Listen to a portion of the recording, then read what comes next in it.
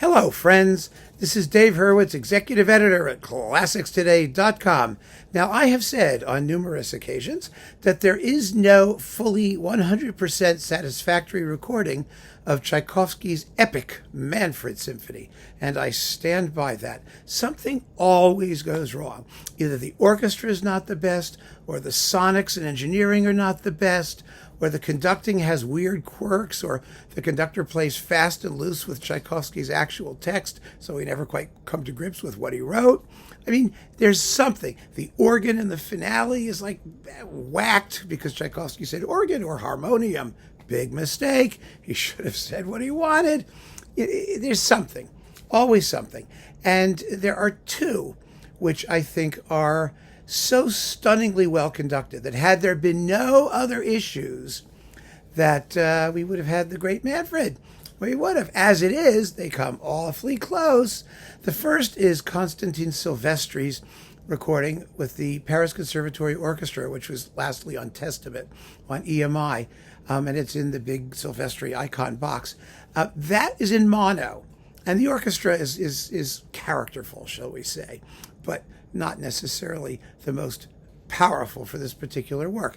Now, he did do a stereo version, a live one, I think in Bournemouth, that was issued on like BBC Classics or one of those labels. And that was also, it was live, it had its fallibilities, and the orchestra was also not top, although the interpretation was just marvelous. The guy was a genius. The other one, right up there with Silvestri, although quite different, is this one.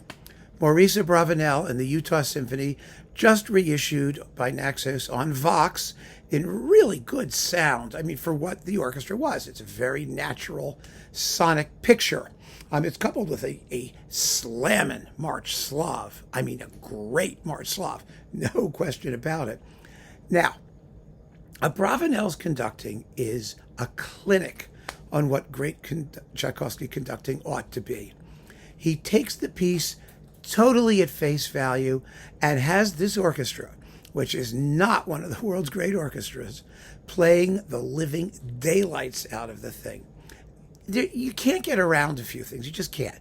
You need more strings. The violins need a darker, richer sonority. The oboes, okay, they're kind of squeaky. There's some fallibility at first desk positions, not wrong notes and things like that, just not the quality today that we're used to. But on the other hand, there are some things in this performance that go so right that everything else sounds distinctly second best.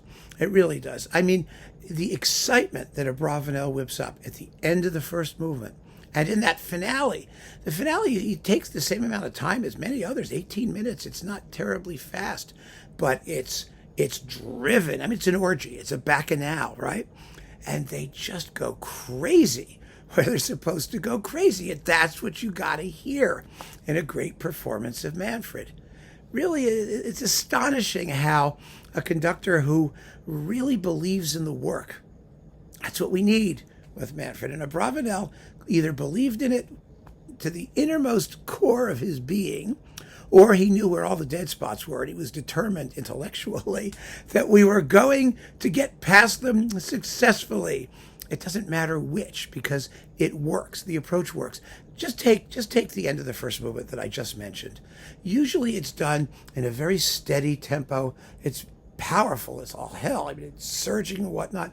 Abravanel is quicker than usual, and he has a completely natural, flexible way with rubato that allows the climaxes to culminate. I mean, you could tell this is not the biggest band in the world, right?